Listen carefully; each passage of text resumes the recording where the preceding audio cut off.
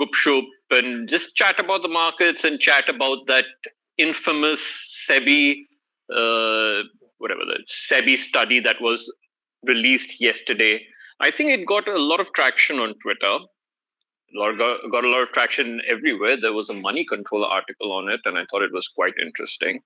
So I'm quite open to listening to everyone's thoughts on it. Anyone want to just ask questions, go shoot the breeze, discuss any other topic. The Adani uh, Hindenburg report is a very interesting one. Feel free, Ashish, if there's any other topic that you particularly want to touch on also, or just take it as it flows. Yeah, I'll be more of a listener in this space. So anyone who wants to speak, please send out requests, and we can have a discussion around the points that Pranav has mentioned. Okay, Vardhaman, you had requested to speak. Boliye. Uh,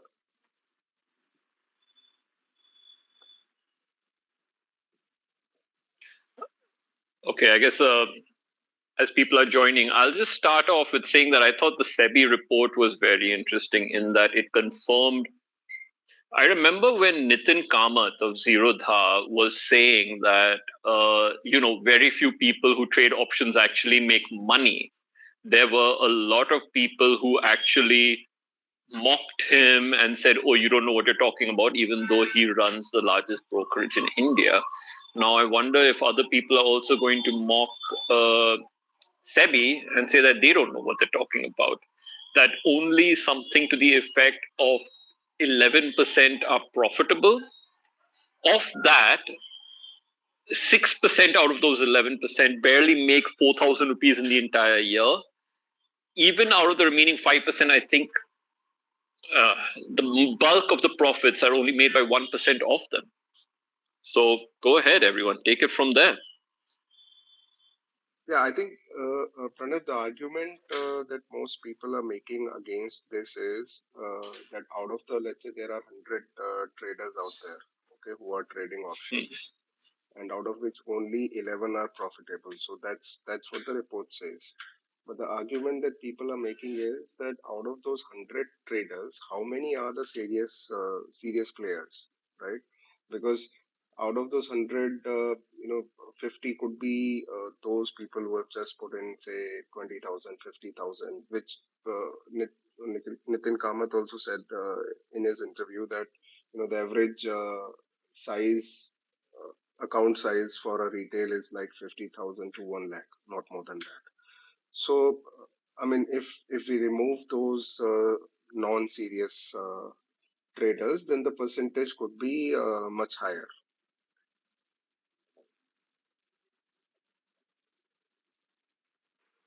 Is it just me who's having difficulty in listening, or is Ashish, your voice is breaking? Could someone let me know? Was it? It seems so, at least to me. No, it was fine. I think it's at your end, Pranav. Okay, all right. Okay. So I Singapore agree में with what you're network अच्छा saying, है, शायद Ashish. Mumbai में नहीं. Yeah. मैं तो यहाँ पे मुंबई में हूँ, नेटवर्क क्या पता कैसा है. For me, anyone who's willing to lose 15,000 to 1 lakh a year is a serious trader, because at a long time back that was a serious money for me. So they're all serious.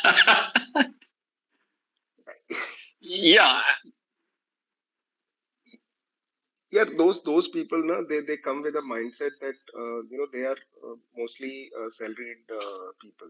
Okay, so they come with a mindset that okay, 20,000, 30,000, 50,000 कुछ चला भी जाएगा, तो it's okay. I mean, we can afford to lose that. And eventually, what happens is they end up losing that money, and then the cycle repeats. After 3-4 months of paycheck, again they'll put. I've seen this happening when I was working.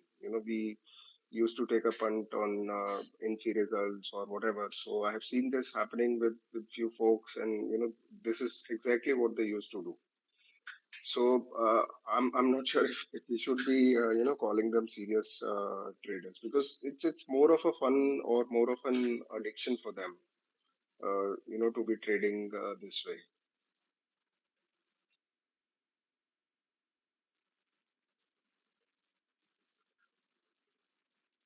Was my voice again not clear, Pranav or Rajat? No, I just got off my Wi-Fi and went on to the phone's network. I think that's a little better. There's some issue with my Wi-Fi, so that Okay, is okay. maybe it'll be clearer now. Hello. Yeah. Gaurav, you want to say something? No, I was just saying that after the day that I had yesterday, this report was a very good pick me up for me. I mean, I was really beating myself up for the day that I had yesterday, and then this report came out and gave me like the well needed kind of a push to get back into research, get back into looking for more kind of inefficiencies in the market. So I'm appreciative for that. I don't have any kind of views on the report as such, but it helped me a lot in the day that I was really feeling bad about my trading. Yeah, that's both of us actually. So Gaurav was really motivated to see that report. That okay, I mean that's fair enough. 11%, just 11% are making money, so it's okay if I lost today. Yeah, it came at the perfect time for me at least. Yeah, What was more amusing is just today we had a very infamous Furu who decided to host a space saying, "Oh, earn 1 lakh rupee a day trading." Well, obviously he trades options, uh, and I just had to tweet about it that in the context of yesterday's report, how do you have the sheer cojones to come out and say such a thing? And of course, we've had Ashish has tweeted about this in the past, where we've had a number of people who say, "Oh, yeah, no one should lose money trading options." That's obviously impossible. It's a negative sum game in totality. It's forget about a zero sum game. It's a negative sum game, and that was proven by the fact that for most of the people who were losing, a significant portion of their losses was just the trading costs, the brokerage, the taxes, things like that. That is something I guess a lot of people were not paying attention to in their trading. yeah. In fact, this all the intraday players who are trading straddles, strangles with hedges on a smaller account size, their trading cost is more than 1% of their capital for a month. They don't show up when they share those MTM screenshots. Okay, I got 0.74% ROI, or okay, I got 1% ROI today on a 20 lakh capital. But your trading cost is more than 1.5% a month, which never gets uh, reflected in their P&L that they share. Uh, Kairos, great to see you on here, mate. Go for it. You have something to say. Yeah, can you guys hear me now? There, Yep, loud and clear. all right. There's a connection uh, thing here. I can't hear you guys properly. Anyway, I just excuse me for the stutter. Okay, I I I just wanted to say that this report by SEBI, it's uh, and we discussed this yesterday, that this is for one of the most benign financial years of all time, right? Because uh, the index went one way, walls dropped, so both trend for following as well as short wall should have worked like a charm last year, and still most of the people have lost money. I would be really interested in seeing the uh, report for this year as well. Yeah, we discussed it. And when I said you had to buy the fucking dip, you said, no, just buy. Forget about when it dips or not. You just had to buy in that year. Yeah. And this was the year when 920 really became mainstream. So one would assume that it was actually performing at that time. 920 was supposed to be the easy retail trade that anyone could do. You could do it, automate it, and it would make you money. And this is the part of the report that surprised me, that it seems 920 straddlers did not make as much as they claimed they were. Anyone's thoughts? I think what has happened in that specific space is that this report is for 21-22, right? I am not sure if 21-22 was the peak of 9 to 20. Only Jitendra Jain and his team was active, and maybe Capital Mind guys were also doing it. But it went mainstream, I think, this year when people started noticing that conventional short gamma stuff with adjustments and all had kind of stopped working, and these backtesting sites started popping up. So, Kairos, I have spoken to a few folks who run 920 versions, and apparently, this is what I also know, that 2021 to 22 was the period when it worked like a charm. Yeah.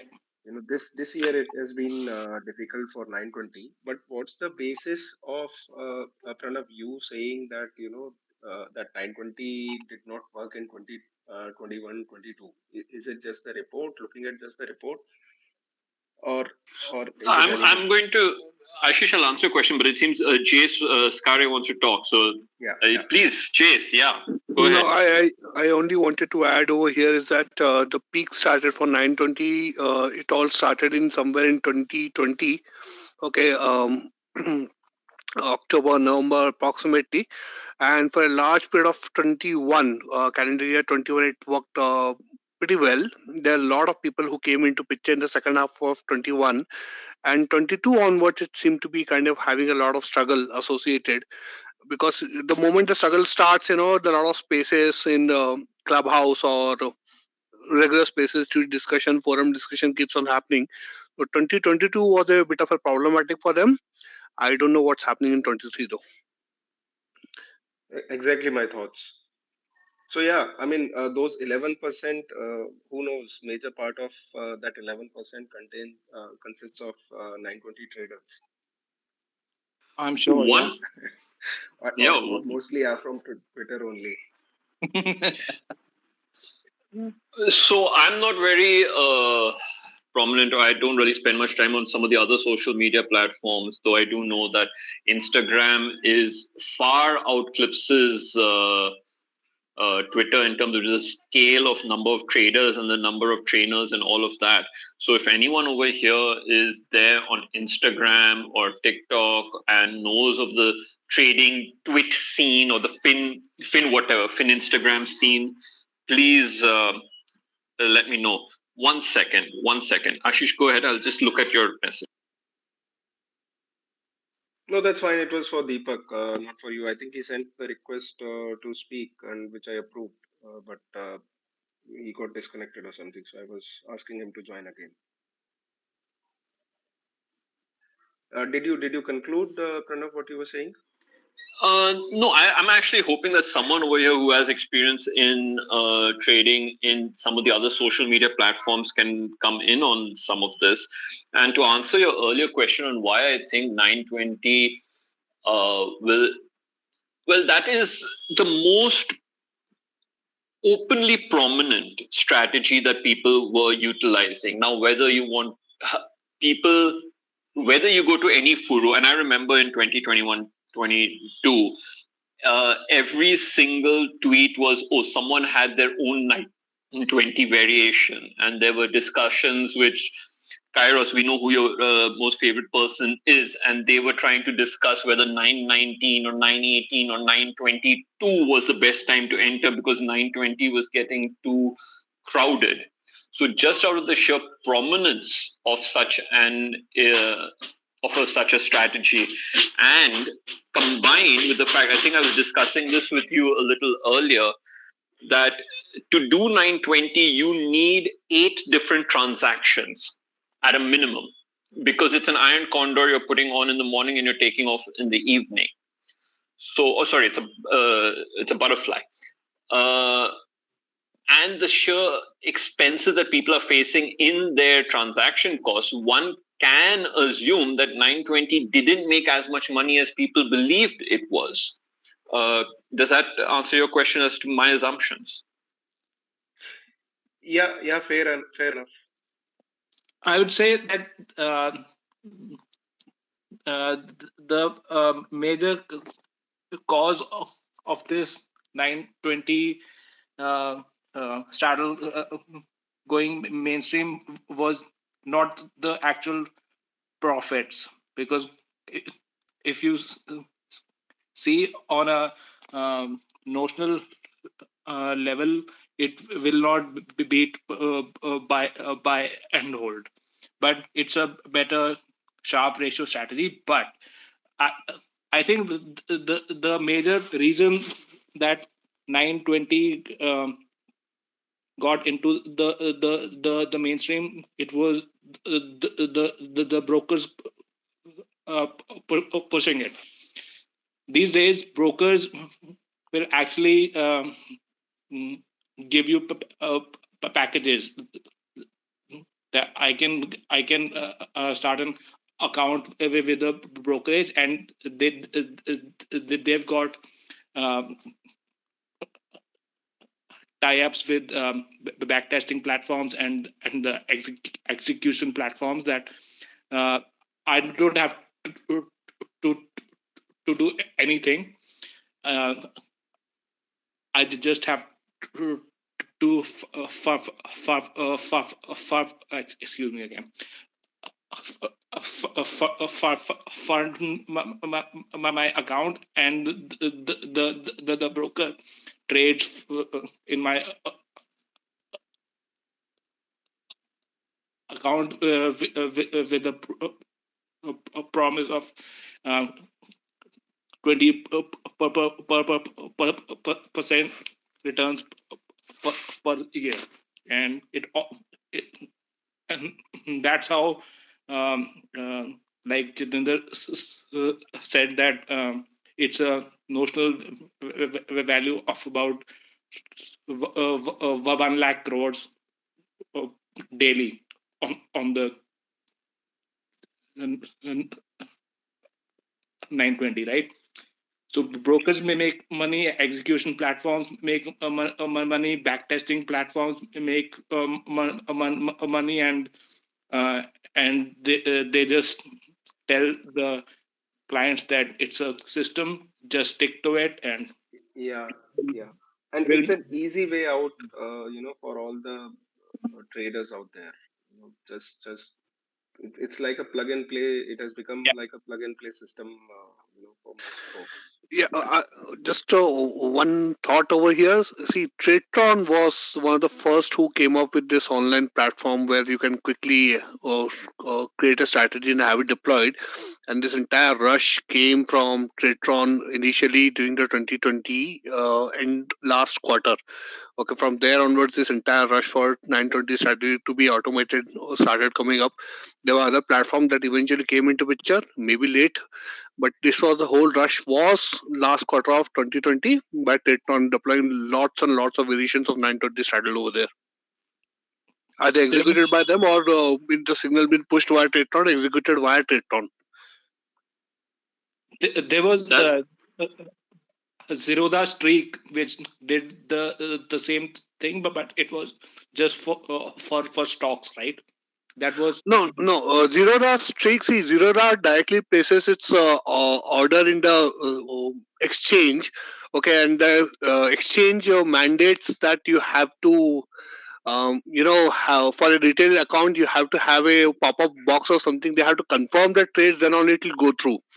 The all other systems that goes through via Zerodha API and all those situations, their own order management system. Hence, they allow it directly. But if you are directly doing a DMA, okay, it's a mandatory law by the SEBI that the user had to click on yes before the trade get executed. They will get a notification that to click on yes and then it gets executed. So Zerodha Streak did not ever kick off on this front. Okay, it was the other platform that took up this entire thing and pushed it across. okay. Okay. Any 920 traders on the spaces who would like to share their experiences on how is it going, for the past few months? Yeah, and anyone, by the way, wants to talk or has any opinion, this is just a general forum. We don't specifically only want to talk about the SEBI thing. Yeah. If you have a question, you want to ask Ashish, we have some very esteemed people over here. Just go ahead, ask us a question. There's been a couple of events. You can bring up the Hindenburg report. Or, and quite frankly, I'd love to hear from the other speakers if there was anything else in the report that you found interesting, other than just right now we brought up 920. Any other salient point that you found interesting?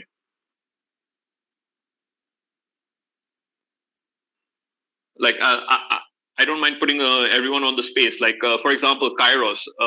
If you had to mention one thing that just stood out to you, or Jace, one thing that stood out to you, what would that be?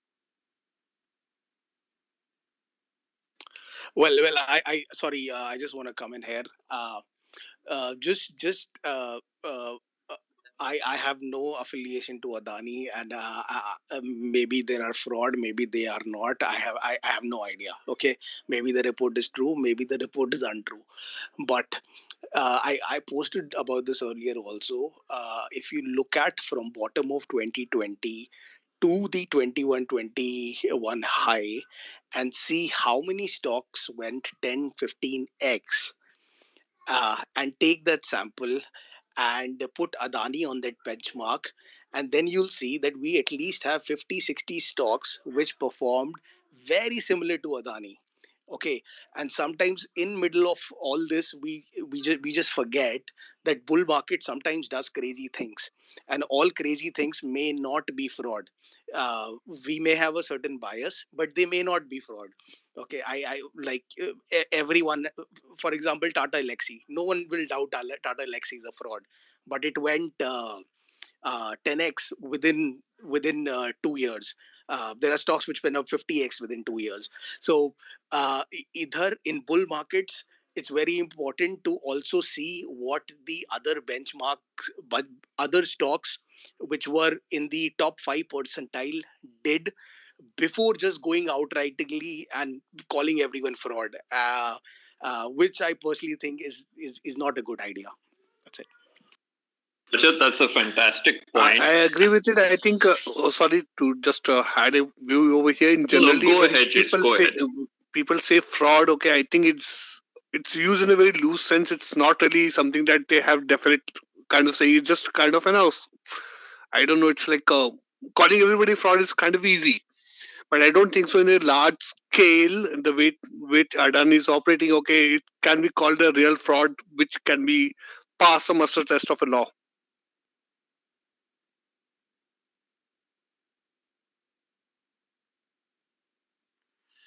So, Rajat and Jace, I think the problem with Adani and the Hindenburg report is it is not just the valuation that they are bringing up. They did bring up a lot of problems that Adani has had, including they brought up the fact that the auditor is 22 or 23 years old, doesn't audit anyone.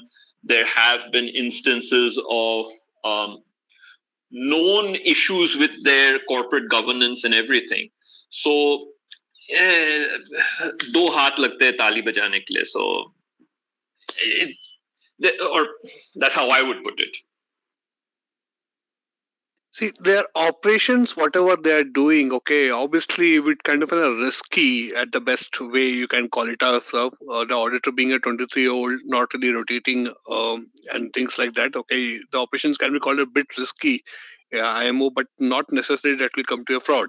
For example, Satyam had a very great auditor, okay, but that guy was able to pull off a fraud in a very large scale. And if at all it's truly a fraud, it has to come out. And the best time the fraud comes out is, the way I look at it, is during a bad time. So if at all there is a bear market of a sort, to so to speak, okay, if there is a legitimate fraud, it is going to come out. We happened as recent as ILFS situation in 2018, when the entire MDFC space was having a lot of difficulties. Okay, ILFS has been having this so-called a very big thing from I think couple of decades or so, but ultimately it had to fall down. So that's the same thing happened along with Satyam as well. So if it's a legitimate fraud, okay, it is going to come out in one of the bear market, maybe recently or maybe later. See, a lot of things are just talk, and for traders, there are a lot of serious traders also here. Uh, it's not actionable. Whatever report comes out here is not actionable. No one is gonna go short Adani based on this report, and there is no point debating merits on this. FTX came out. Okay, that guy was in Forbes top 30. Do you think Byju's is a fraud? Who knows? You look at their account. Do you think Oyo is a fraud? Who knows? So there are a lot of things in and around us in trading which are not actionable. And for us, maybe for traders, only thing that matters to us is actionable. So in that sense, 920 is actually more actionable because it gives you some insight that the market is changing, and that's a Pranav, you asked me about is there any trader who trades 920 and what are their insights. Uh, so first of all, I think the term 920 has just been grossly misused. Okay, so you defined it as a butterfly. Okay, some people trade it as a butterfly. Some people trade it as as a straddle, like a short straddle. But some people trade it as a trend following system. And some people are smart enough to not me, but there are some people who are smart enough to trade half as a straddle and half as a trend following system. So what market, I've traded 920 a lot in past 2 years, and I'll tell you my experience. So what market did was, the majority of the money that was coming in the trend following systems, where you could take one leg out and the other leg used to go to zero, or very low, and you could make big on one side, and the other side did not lose as much. So you put a 25% stop loss, you lose some money on one leg, the other leg drops drastically, and you make some money. So how did market counteract to take money away from it? So you'll see one thing happens very often this year is something, a last hour pullback. So due to a large amount of notional going into this, so what happens is, your one leg is off, so you only have one leg on, and that's now become profitable. Now there is a cascade of traders who try to cover the position around the same time, 230 onwards. Now what happens is that 230 onwards, whatever the day is, 75% of the days a large counter trend move occurs. So whatever profit you were making on the profitable leg now reduces by 50%. So the profitability of that 920 straddle was due to that leg which was going on one side uninterrupted, isn't that much, because it takes away half of the profit by the day end which it shows you. So only days the 920 straddlers are actually making money this year is expiry, because even if it retraces 50% back, it still goes to zero, because it's expiry, it goes to zero. So this last hour pullback is the thing that has troubled 920 straddlers a lot this year. I don't know if others have experienced this, but this is my experience. Thank you. Thank you so much, Rajat. That was. Can everyone hear me? Sorry. Yes. Yes, yes. Rajat, thank you so much. That was quite insightful.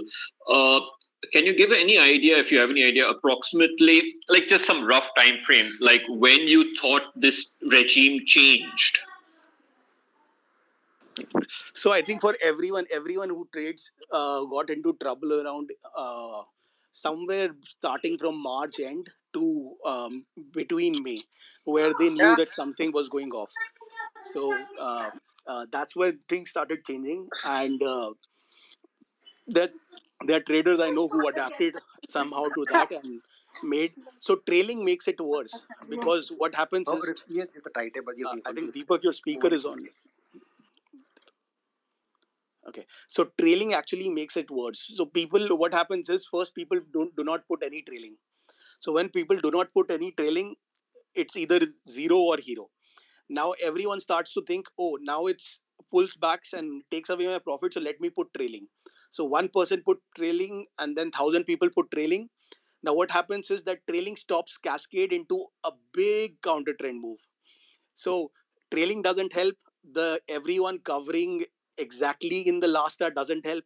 So these two things make the one leg strategy very difficult to run, because the full trends that they used to come do not come that often, that were coming in 2020 and 2021. Now that's just my hypothesis. Maybe it's a year like that and maybe it will recover. But there is certainly a part of order flow, because such a huge notional is going into a similar strategy. The counter trend moves will take away a huge part of the alpha. So, I mean, it's very interesting that something that starts as a theta is in your favor sort of thing becomes a momentum play almost. Like when you have momentum, it seems to benefit the 920. But there have been enough discussions on this everywhere. I think 920 is open to discussion all the time. Uh, so the question I actually have to ask, Rajat, is going back to the original topic that we discussed. Why do you think that it did not show the profitability that it should have in 21, 22, counting the SEBI report?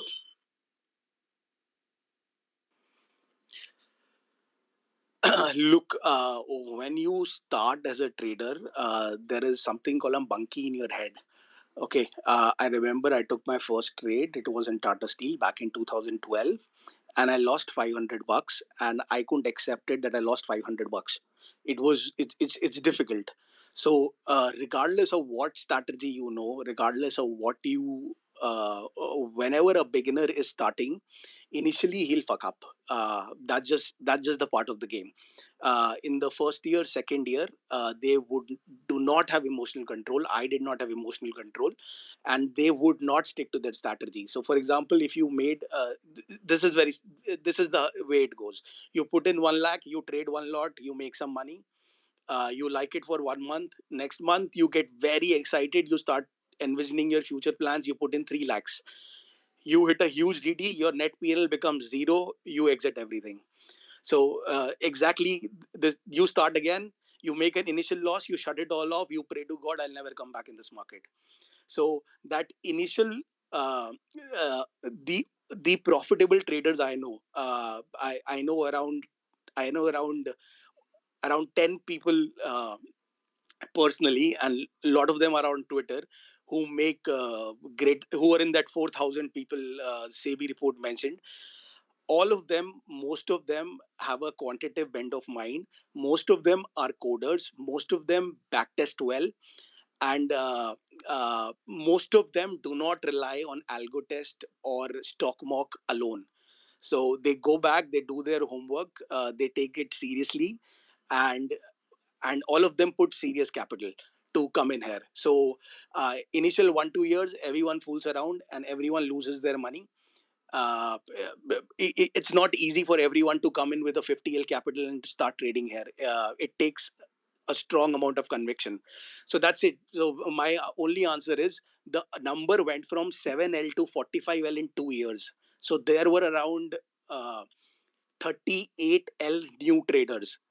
Do not expect them to be profitable in first 2 years, and they will make mistakes, and that's why the report is as such.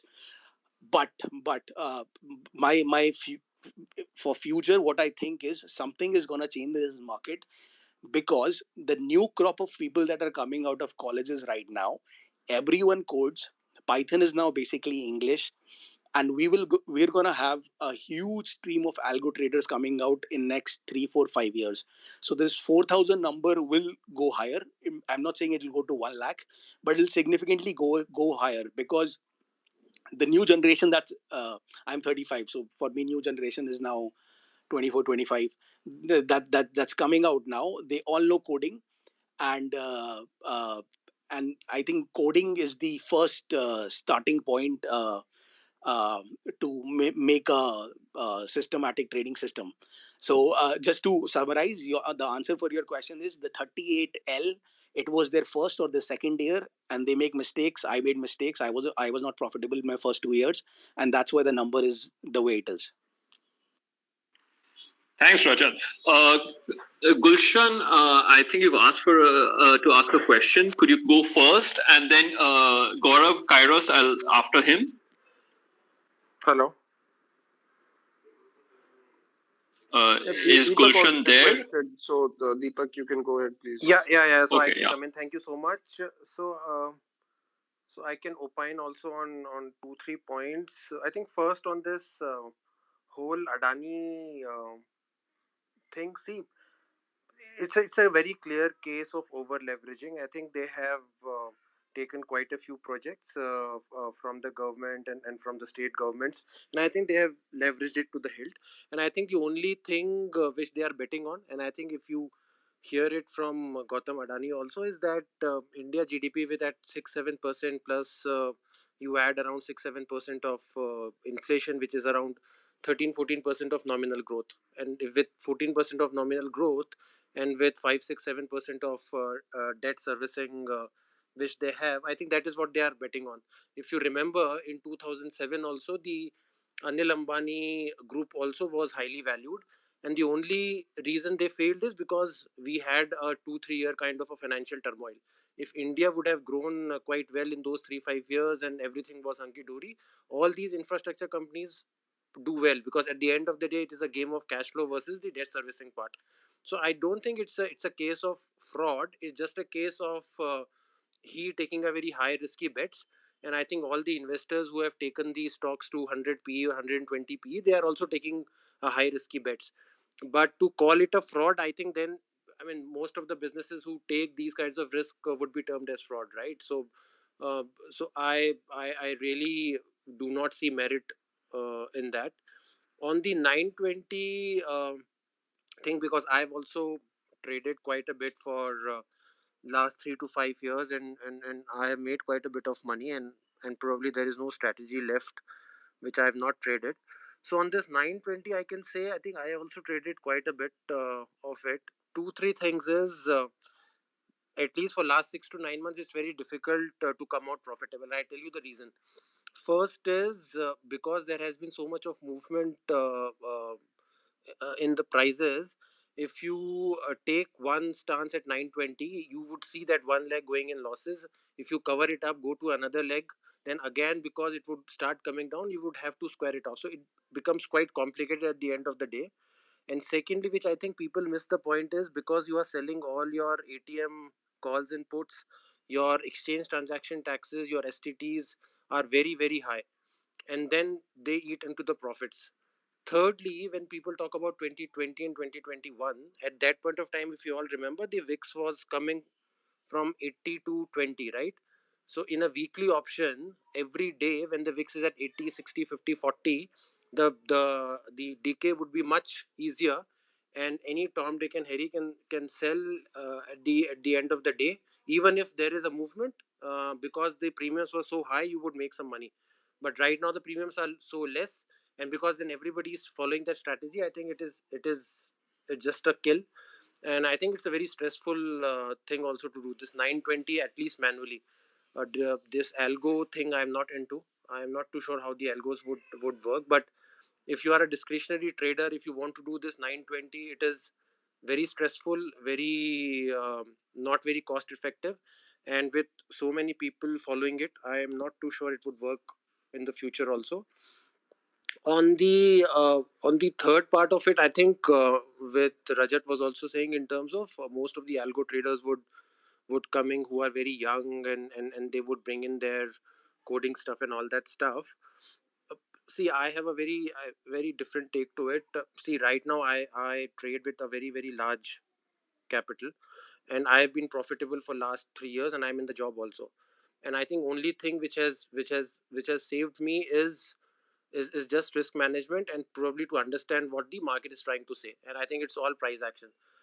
So to say that we can code everything very systematically, which everybody knows, RSIs and supports and resistances and all those jargons which people try to sell, which I think the institutions can do it 10 times better than every other trader which is there. So if you want to compete on those terms, I'm sure that nobody is going to win out of that. So I don't think trading is ever going to be that mechanical or that robot oriented. I think there has to be a discretionary part into it, and you are only going to make money once you bring in some discretion, and discretion is all about skill and edge, which comes with experience, risk management, psychology, and capital. Because I have such a large capital, even if my one leg is missing, I can take another leg in straddle, and even then I don't have to square up that first leg. But I would have that money. I think if you are having 60, 70%, 80% in just one uh, strategy, then you would not have another money left to deploy another strategy.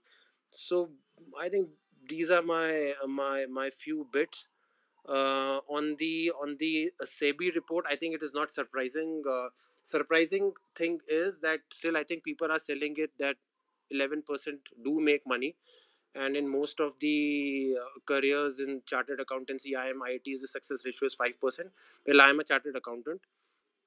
Well, there is a huge difference, right? 11% is the number where you are just above zero. So if you make 1 rupee, you are in that 11%. I'm sure that the people who are in the 5% of IIT, IIMs and chartered accountants, they do not make 1 rupee or 100 rupee or 1000 rupee. So I think let's not sell that 11% to the retail investors. It is a very difficult thing to do, and unless you have got a large sum of money, I really do not see how you can make a living out of it for a sustainable basis. So I think all the senior traders, and I think most of us do also, I think we should discourage people to take it, and really do not glorify this 11% number. I mean, if I look at it, anybody who's making a decent living is what, 1% or 2%. And with all that stress and with all the risk which you put in, I'm not too sure it's a very lucrative career to take, even though I make a lot of money out of it. But that is not the point here. No, that is it from my side. That's very wise words. And as I've been repeating, it seems since yesterday, trading is the hardest profession to make easy money. So, right now, there are a couple of things. I think Infinity and Gulshan must have some questions. Please ask. And then I'm going to ask Ankit to respond a little bit to Deepak's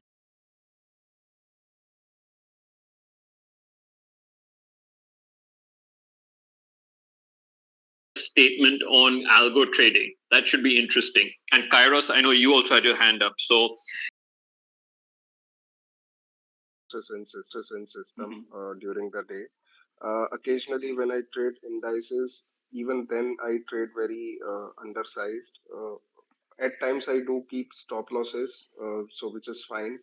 I have seen stop losses being missed by 50 paisa or 1 rupee, just the way they get hit by 50 paisa or 1 rupee. So if there is something called as stop loss hunting, and if I'm a kind of a trader who likes to put stop losses, I would continue to do that, even if there is something called as SL hunting, because when I'm putting that SL in the system, it means that the kind of leverage that I have taken is more, which is more than my risk appetite allows me to do, and that's why I'm putting that stop loss in the system. So yeah, I would continue to do that even if SL gets hunted Yes, multiple I fully times, agree with you. because one day it could happen. A lot of times it could happen that your stop losses get hunted by 1 rupee, 2 So rupee, and then come back that to that your prices. that is But just let me finish. Yeah, just let me finish. But there could be an occasional time, when that 15 rupees option can go to 150 rupees, and just so you thought that okay, you would not keep an SL because it gets hunted, and then you might have to cover it at a much higher prices. So it would probably cover for the profits that you might have made in five expiries or six expiries, that one occasional stop So loss. So this that's is what I am going to say, that earlier I used to do that. Now being an option writer, it's a sin not to place a stop loss in the system the moment you enter the order. It's a sin. Even if you are selling an option for 15 rupees, you have to put an order. Be unrealistic. Let it be 50 rupees only. 50. Okay. Just to avoid a flash crash or something like that. What you are just quoted yeah, this thing. Huh? Any option fair enough. any option writer who is not putting a stop loss in his system is just means on a brink of anything can happen anytime.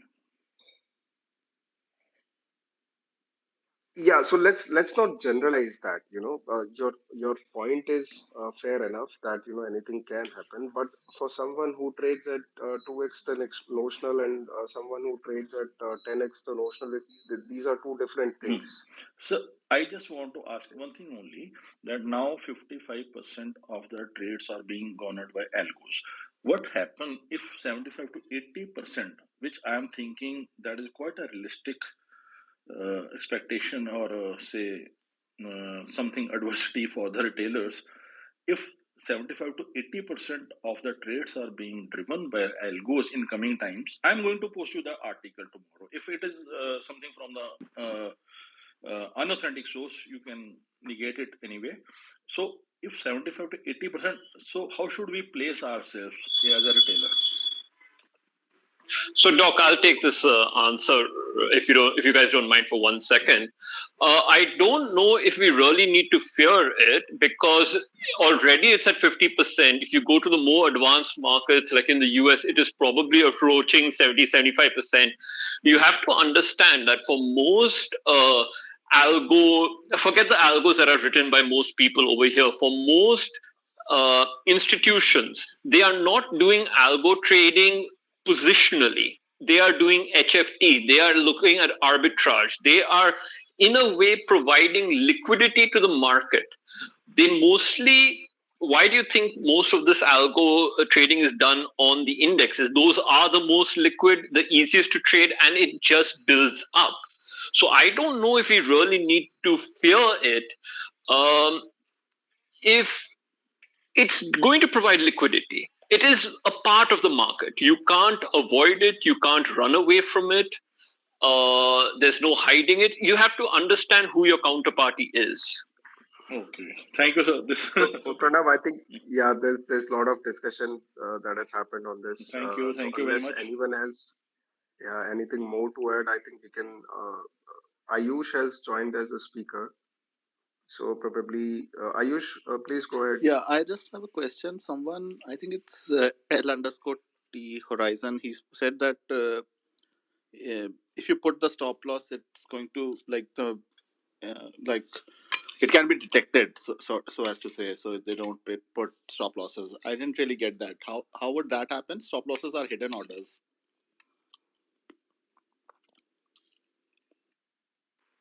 Gaurav? Yeah, sorry. I meant in terms of if you're putting any limit orders in the book, order book, it essentially can be seen, right?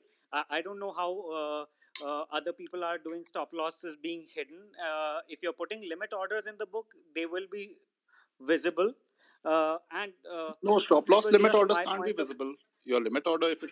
No, they are visible to the broker, right? So are you suggesting Your broker is selling off to the? I'm not. I mean, that is not allowed I'm in not India. trying to. Yeah, a lot of No, things are no. not allowed. The, the exchange actually has got a stop loss a limit book now as well. So brokers to not keep the stop losses with them. They will actually place it on the Yeah, exchange. exactly. With, But the exchange with doesn't broadcast it to the participants. I'm if it's a limit, it has to, right? No, stop loss limit orders Otherwise, are not broadcasted. I'll just put a point over here. See, at one point of time, the trigger goes out. It goes out as an order. Okay, then it's visible to everybody as such. Okay, prior to that, it may not be visible. But the moment it's visible to everybody, okay, I can definitely go and catch up the order. It's open for everybody to take it out. yeah. Okay. Okay. That Deepak, are you? yeah. That Deepak, you've been wanting to say something about stop losses. Are you here? Yes. So I think on stop losses, first of all, I think it is very fascinating. I think to hear each one of us is having a very different take to it, and I think that is why it is said that it's a very individual thing to do. I think trading, so you can say whatever you want, but I think the person on the other table would only take it as per his understanding. So I think for me. Stop losses, at least if you are doing a non-directional trade, so I do not see a merit in putting a 50, 70, 100 rupee stop losses in the system, because invariably what happens is that it would get hit, and then by the time if you want to get into the trade, I think it mentally you are not ready to take the trade again, because any which way you are nursing your injuries because of that stop loss hit which you have taken. And then 50, 70 rupees is pretty normal, at least in option selling, because it's slightly higher IV spike, and even though the spot price is there only, I think you would get that hit. So what I do is, if I have taken a very large position, I mentally calculate that I take a basically a black swan kind of a stop loss for my all my trades. So if I think that on a particular day I am okay to lose say 20 lakh 30 lakh rupees, I am going to not only take the stop loss in the system, I am going to go ahead and buy the hedges. So those hedges are not necessarily for the increase in the margin, but to save me from the black swan event. And I do pay, I think, close to 1.5% every month just to buy those hedges, and I do not put any stop loss in the system. And especially for the non-directional, I think for the directional, I can understand that you have taken a directional view and you want to take a 50 rupee stop loss either above the resistance or below the support. That I can understand, but I do uh, think that I think it's a very personal thing, and there are 100 ways to implement it. And my question to Pranav, Ashish, or whosoever want to take it is this whole SEBI report. So SEBI has come out with this report where they say 90% of people are losing money. Their option volumes have been through the roof for last 2-3 years. They have been doing all those kind of regulations for last 2-3 years. So do you guys think, or you would have heard it in the market, that they are planning to bring some sort of regulation around option trading where they might limit the participation of the retail people or even people like us in the future? Um, I'll take. I mean, I've heard chatter on it, but nothing of substance. Now, the only thing is that if you start doing that, you can watch a lot of brokerages suddenly go belly up. So there's a lot of vested interest in allowing retail to continue to do what it does. Uh, SEBI says that they like to protect retail, but they obviously do a lot of things that aren't really there. Um, I don't know. There's a lot of money involved in this. There are a lot of stakeholders. So I'm not sure they can just come out and just put blanket bans that retail can't do it. Anyone else want to take it? No, I agree. I agree on that because there are brokers who are making money. Then there is government also who's making money with those taxes uh, and whatnot. So I don't see a point, wherein they'll just put a ban on options trading for retail. I also saw some tweets around this. So Rajat, echo to that. There were a few tweets saying that SEBI is planning to do something to ban retailers to trade options, but I don't see it happening. See, the Maybe some best. sort of exam or something, that you have to take, you might have to take before you start options trading. That is still a possibility, but this blanket ban, I don't see it happening. The Jace? best tools SEBI has at disposal is like what Ashish mentioned, potentially taking up an exam of a sort. Then they implemented this peak margin thing, and the third, I think the most easiest thing for them is to just increase the uh, lot size of an futures and option. So effectively now it's 10 lakhs approximately. It might go to 20 lakhs. So that will cut out a lot of retails, effectively speaking, who are working on trading options or futures for that matter. Jace, the one thing in counter to that is MCX for commodities, the sheer success of the gold and silver minis, they're actually thinking of introducing mini contracts on all of the other commodities just to build up liquidity. So the exchanges are going in the other way from what you're saying SEBI might want to do. There was mini nifty. I don't know if you were active during that time, but there used to be a mini nifty contract 25 size. So okay, and the nifty contract was also available. Okay, effectively then SEBI also came up with this idea of too much speculation by the retail, so they closed off mini nifty. Okay, and then as recently as in, I think couple of years back, they have also increased it to 10 lakh of a lot size for future. So this is something, a tool that expected by SEBI to be done if it only wants to think about retail. Sorry, want to curb the retail speculation. Outright ban, I don't think so that they can effectively do it. I don't think there'll be a ban. Yeah, I agree with you. They could look at increasing lot sizes, but my personal belief is they will probably say something to the effect of you need a particular account size, or you need to have a particular holding with your broker before they will enable FNO for you. I think that is something they might do. Yeah, I also think I was also not alluding to a blanket ban, but I do feel, I think what Pranav is saying is that probably they might come out and say that okay, you need to have at least account size of say 5 lakh, 10 lakh, 15 lakh rupees. Only then you are allowed to trade in say futures and options. I think that is a very distinct possibility, because see, I know all the stakeholders are involved in terms of money making, from brokers to government and all those sorts of people, but you never know with government, in the name of education, in the name of social security, in the names of saving the retail. I mean, all sorts of things can come out, right? So you never know, and I think somebody like me who's planning to take it as a full-time career, say 2 years, 3 years, 5 years down the line, it really poses a very important question. That I guess we'll just have to look and see what the government comes up with. Anyone else have? Did Doc Leo come in back in, or anyone else have some questions?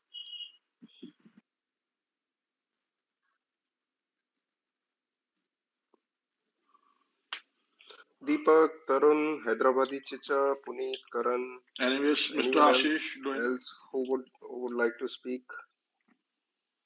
I see T. Fallibulous, Prakash. I see Dr. Gill. I see a lot of people who I interact with on Twitter. Come on, this is just basically a friendly chat. We're not doing anything much serious here. Come on in. Am I allowed to speak? Please go ahead. Okay, Mr. Ashish, you're doing a very good up. Keep the good work up. Thanks, Doc. Thank you so much. Have a nice day. Okay, we've got one request. Deepak bhai. You are not Deepak. speaker.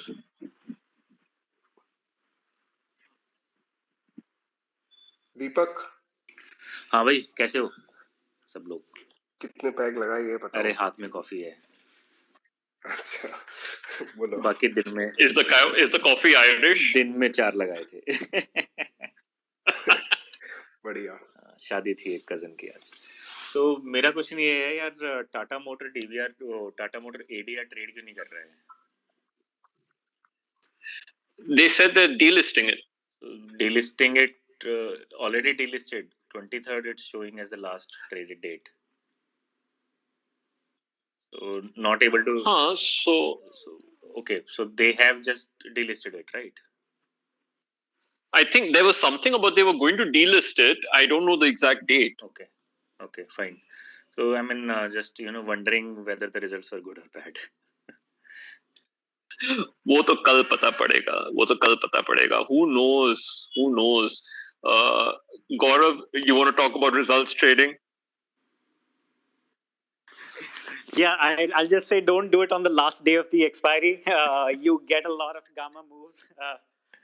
I was one of the people who got massively hit yesterday. So this is not the I think first time everyone got hit yesterday. So this is not the first time you are doing it, right? I mean, since we interact nowadays, so I mean, it's like third month consecutive that I have noticed that you are doing it on the last day of the expiry. So how was it last week?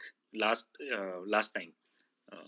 I mean, Yeah, so I think again it depends on the so it's a negative skew strategy essentially. It's more negative skew than a usual short wall. That's probably why the smaller dated options are on average more expensive compared to the realized wall that they experience. So taking the same trade over a longer horizon, say probably multiple years or multiple quarters, it'll make money. But once in a while, once it hits you in the face, it hits you really bad. Right. So, I mean, I saw you guys talking about Indus Tower trade. So I guess most of you were making money when it moved up to 170 odd, 172 odd. I think that was the sweetest spot. So, what were the steps that you guys took after that? So, did you exit it or were able to drag yourself down? GTFO. If an earnings trade is making you money at 9:30, GTFO. So you guys GTFO in this market. Or you? Pranav, I GTFO. Pranav, you were in current month or the next month in Indus Tower? Next month. Okay, it wasn't making as much money here. Probably you either put it at the very last moment the previous day, or yeah, because for I got me out. it was I got out for scratch on nominal loss. So as soon as it got to that point with a bad earnings, I just got the hell out of it. Okay. So it was it retraced back to 170 where I had the short straddle on, but the walls there was no dump in wall, so it was still trading at the same price the previous day. Started coming down and then walls also started coming down, but there was hardly any PNL, so I had to hold on to the trade and I shifted it to 160 straddle. In my case, I mean, so I try to isolate the earnings event as much as possible. So I don't want market volatility as much. So, like, if I have to put an earnings trade that for an earnings that is going to be overnight, I'll probably put it at 320, 325, just to make sure that it is the last thing that I take on, isolating just the earnings jump. And next day in the morning, I'm getting out probably by 9:45 after the early reaction, no matter what the results are. Like, if I'm getting massively hit, I'll take the hit, move on. If I'm making money, I'll use that money and get out. So because I have 200 other trades to take for any earning season, so I can't be thinking of any individual trade with what it's losing. Can I hedge it? Can I not hedge it? Because once I start thinking around those lines, then it's not an earnings trade anymore for me. It just becomes a market volatility trade where I'm trying to think कि पैसा कैसे बचा लूं अब. Correct. 100%. Dr. Gill, you asked for a speakership. Please come on in. Yeah, hi everybody. Am I audible? Yes, you are. Please go ahead. Yeah, I just wanted to add a point on the stop loss topic. So there was this conversation on whether your stop losses are visible or not. Actually, they don't need to be visible for them to get hit. For instance, there would be some trigger prices would be placed at a certain price, and then you would have a limit order which follows that trigger. So once that is triggered, like I was in a conversation with a guy who works for some HFT firm, and he tells me that they have the specific algorithms which they run in the morning when the volumes are high and the intraday volatility is at the highest. They do stop loss hunting. So yeah, I just want to add that. I hope I made sense. Yeah. Yeah. Okay, I think this has been going on for a bit now, and I think a few people want to leave. So, if anyone has any other questions, or should we look at ending this? This is just supposed to be an informal little space just to have some fun conversations. Anyone have any questions? Hello. So I genuinely came in the chat thinking कि भाई अच्छा अपना दुखड़ा सुनाऊंगा कि यार बहुत पैसा लूज कर दिया है. दुखा सुना चालू कर क्रैक ओपन अ बियर और सुना यार. मैं सोच रहा था दुख से बाहर निकलूंगा, गौरव ने फिर से याद दिला दिया. गौरव क्या याद दिलाएगा? कल 9:15 को याद आएगा ना. Tata Motors excellent earnings, doctor Reddy's blowout earnings. I just have DLF. कोई और नहीं है next week. I have all of them. I'm going to tell you, I'm Hello. directionally on Dr. Reddy, and I'm short wall on Dr. Reddy. So I'm looking forward to tomorrow. Ankit, you just joined. Come on in. Hey, sorry. I know you gave me mic a few minutes ago. I was kind of stuck into something. Man, I don't know. I haven't followed last 30-40 minutes of the space, so I don't know what to speak. What's going on? I'm going to let you have the last little opinion on this before everyone leaves. There was a lot of interesting questions on whether retail should fear the algos and the onset of the Terminator algos and things like that. And what do you think of the algo space in Twitter in general? So just the floor is yours. Go where you want to with it. Yeah, so I think when earlier I was listening in, right, there were a couple of points being made about I think Rajat and there was somebody called Deepak and of course Kairos. One point was made that there was of course their personal opinion and well respected, was that key algos or automation, that kind of systematic trading is not going to pick up, and they are very sure that discretionary and that form of psychology and edge in understanding the market is what will be needed to survive. And they were not very how should I say, bullish on the use of automation and algo and statistical techniques. So I definitely disagree wholeheartedly with that. I'm not saying that there is no benefit of being a discretionary trader. The way I think about it is that being a discretionary trader, getting to a state wherein you can actually sometimes read what's going on in the market, or at least understand the flow where the market is positioning by looking at either your static price indicators or your what do you call it, derivative indicators, as in IVs or what of your Greeks. To get to that point, it takes a few years. It's not like it's like learning to do something skillfully. It takes some time and effort to get there. Where a coding approach or like a more systematic data driven approach helps is it can cut short some of that learning curve. It's in a way it cuts short the time, but then you have to skill up yourself. So it's like one transitioning from one skill to another. Like you're not paying it with your time, you're paying with upgrading yourself. So you're investing time in upskilling yourself and then putting that in to using that data analysis.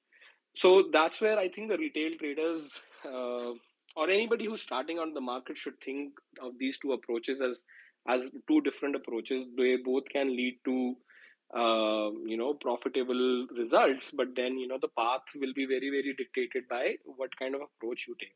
And the time it will take. In my personal opinion, pure discretionary data analysis based approach where you're looking at charts and not doing any kind of statistical or backtest analysis will take you longer to get there, because you'll have to see those cycles observing in the market before you can come up with some of the rules for the market. Okay.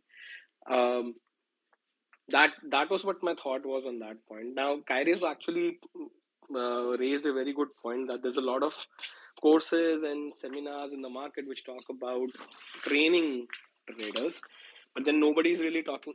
There's a lot of background now, so I don't know is there anybody who's I think Doc, do you have your speaker on? Yeah, I just want to add on to Dr. Gill's opinion. Could you mute for a second, please, Doc, while Ankit is speaking, and then I'll let you speak. Sorry.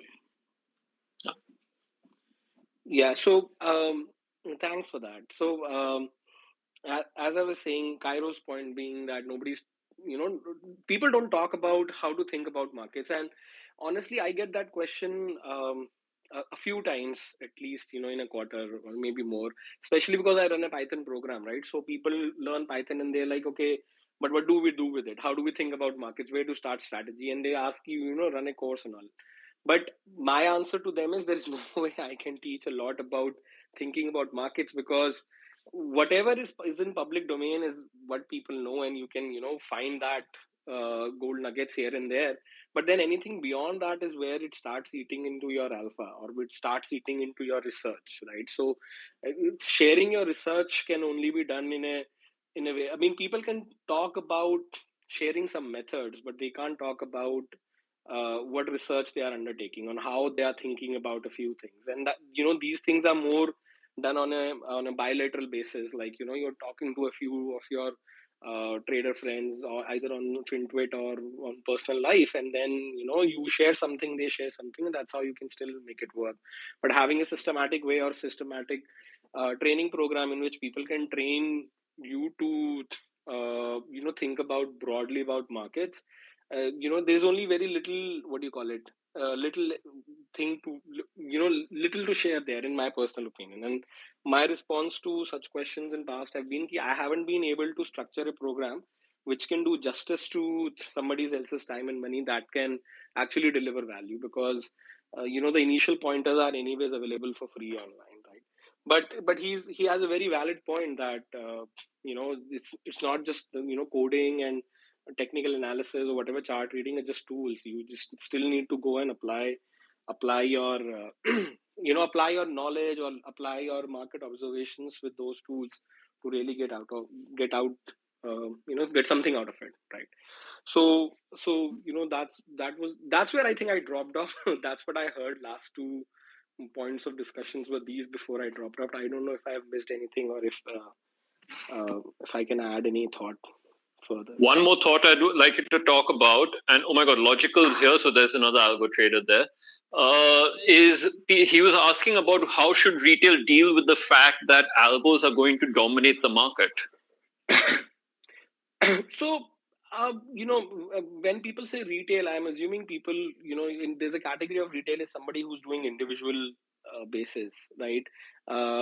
And algos right now is a very broad term. They can range anywhere from systematic automating your simple strategy like 920-ish versions, all the way to super sophisticated execution algos that some of the high frequency firms might be running, right? So the whole spectrum is very, very wide.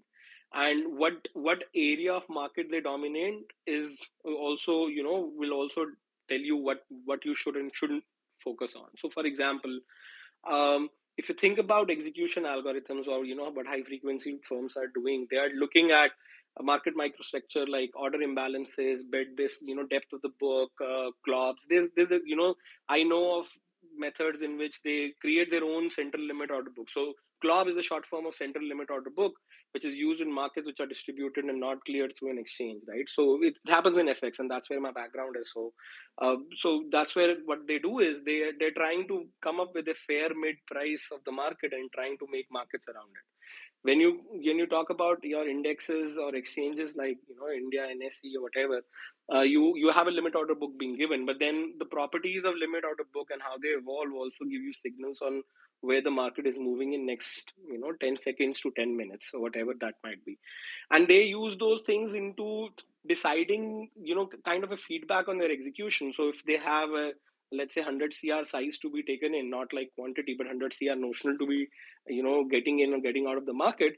They'll use those execution algorithms to kind of have an overlay wherein they will either speed up or pause their entry or exit of the market, right? So that's one spectrum of algo, which anyways, who's in retail traders or even systematic small prop shops, it's out of reach for them, and nobody should be even thinking about those.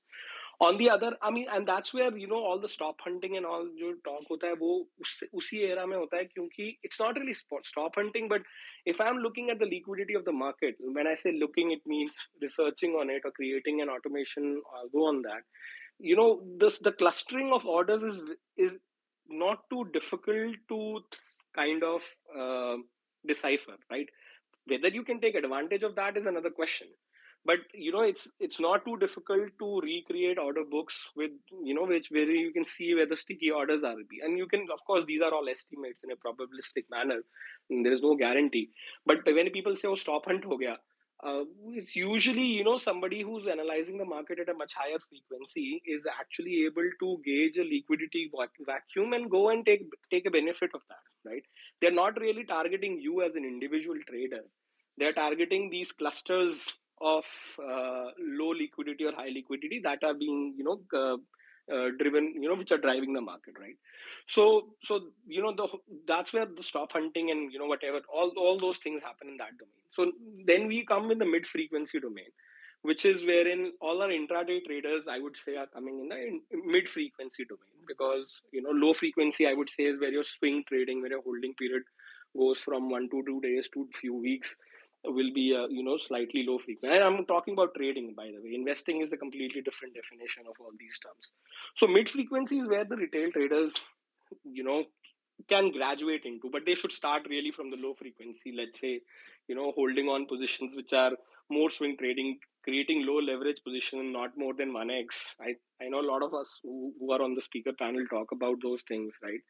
So you take low leverage, and you first get the feel of the market, and then you come into automation wherein you're thinking about this mid-tier frequency, intraday, or maybe a day most of the algo space, and then think about what are the effects that are present here, which we can probably make money off, right? So some of the things like momentum market is moment, in a momentum or in a trending phase in one time frequency or another at any time of day. You couple it up with your some risk management and some decent hypothesis of how the market behaves when it's in a momentum, and I'm sure with that much of effort you can actually create something which will make you money. Whether it will give you sharp ratio or scalability or not is another thing.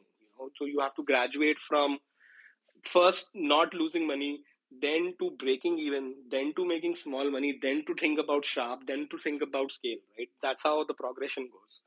So I would say it's definitely, I mean, retail traders, it's not like your algos are eating away everything, and they algos are not sacrosanct. There's a counterparty there. I'm a very small algo player, but when we are trading, anybody is trading, there's a counterparty to it. You could be that counterparty as well. So it's not really fair to say that algos will eat up retail traders, because I also personally believe, which I wanted to say earlier as well, was India has a lot of talent of technical people. A lot of people are skilled with their tech skills when it comes to programming and automation, and I think they are going to increase. I wholeheartedly agree with Rajat's point earlier. I don't know. Oh, he's here, right? Rajat was saying number of people with 4,000, as per the SEBI report, 4,000 profitable traders, I mean, with the higher end of the spectrum, will increase because the young blood is coming in and they have all the skill sets. Like nowadays, they are teaching AI and ML in the school. Now, in school, I mean undergrads, right? BTechs and all. So these techniques, I mean, who knows how this can be used in future? So I completely agree that there's going to be a lot more um, individual retail, semi-retail, semi-prop kind of spectrum of people, traders who will do well, purely by the fact that they can do analysis, they can do they have the chops to put things in some perspective and do well. I don't know if this was a long rant. I don't know if it answered more question than raised more, but I think you definitely raised more questions than answered, because I think there's a couple of people who are like, I think Mahesh he disconnected. He had a couple of questions. But did the doc was the one who raised all of this? Is he over there, or is he disconnected? He might have disconnected. Twitter's having a lot of... Mahesh, you're in. You had a question.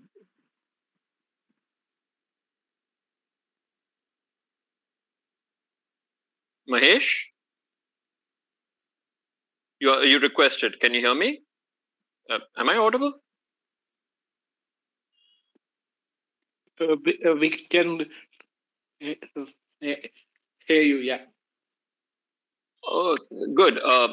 Mahesh, you had a question if you want to come in. No? He's on He's still on mute, yeah. Yeah, he's on mute.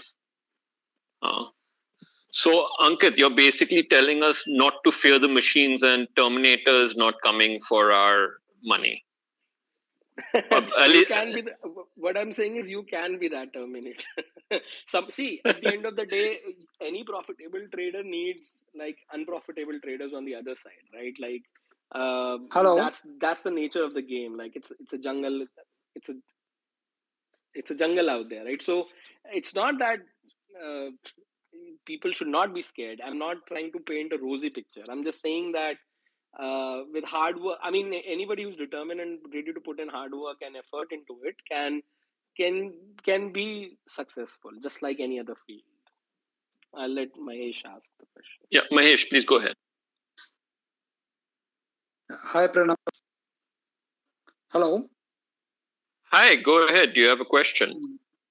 Yeah, Ankit and Pranav, I have a question. That suppose we are doing well. For example, you are sticking with any system for long, maybe say around 4 or 5 months or so, and it is consistently profitable. And generally, IV spikes, then some events like now budget is coming on the way. Sometimes there are some wars, crises, all those things. So, but apart from all these things, if you are consistently profitable month on month, you are doing same thing on a daily basis. No change, anything not changing. Then also you are getting a decent returns month on month. Then do you think it is a wise decision to go for different systems, different strategies for particular dates when there are we are expecting some IV spikes or there are some wars going on kind of thing? Because what I believe ki if your system is profitable, then you should go ahead with that particular system only. For those days, if anything goes wrong, you can take a maximum loss and come out of the trade. That's it. That is how we can go. Just I want your thoughts on that. There are a lot of people whose thoughts I would love to hear on this, including Ankit, Jace, Kairos, and Ashish. So I'm going to let them answer. I'll quickly give my point of view here. So, been quite some time into the exchanges, the trading and stuff like that. I have never seen any system that consistently keeps on working out year and year. You need to have something or other. Okay, whatever you have, start with it. Okay, but always keep something at a backup over there, just in case if you want to switch it over there and continue living on the market. Okay, just want to add here. See, I have developed one system and consistently trading on the same system since 1st of September. And each month, almost I am getting on an average 8% of return, 7.5 to 8% to be very precise. From September till Jan. Now Jan also currently I'm at 10.4% with options trading means option selling, short strategy. That is giving a handsome returns. And I'm not looking at any IV spikes and anything. Means I know all those things affect very much, like gamma, theta, everything. But still, what I believed ki let's go ahead with the same system for next 6 months. Let's see how it goes.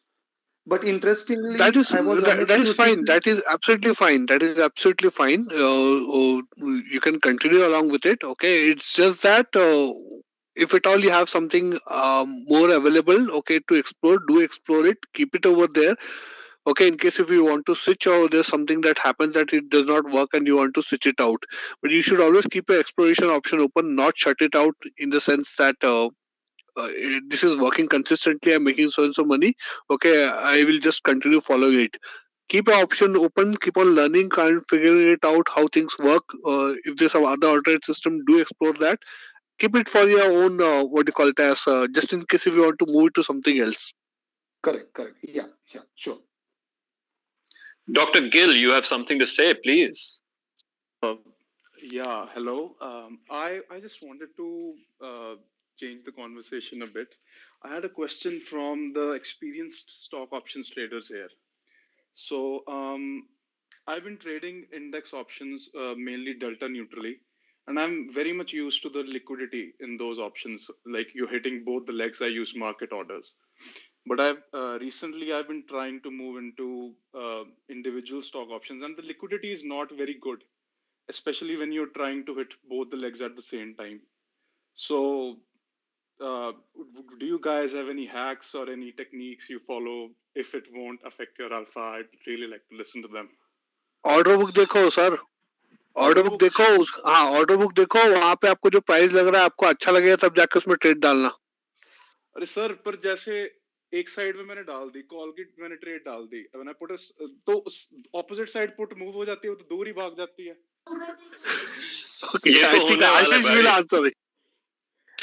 Okay, so I've completely moved to Greeksoft now. So I put in a price for let's say if I'm selling a straddle, I put in a price for straddle that sell it for 110 rupees.